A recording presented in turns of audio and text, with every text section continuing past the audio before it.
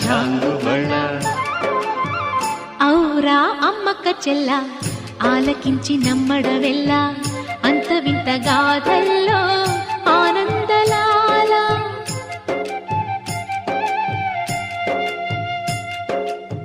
బాపురే బ్రహ్మకు చెల్ల వైనవంత వల్లించవల్ల రేపల్లె వాడల్లో ఆనంద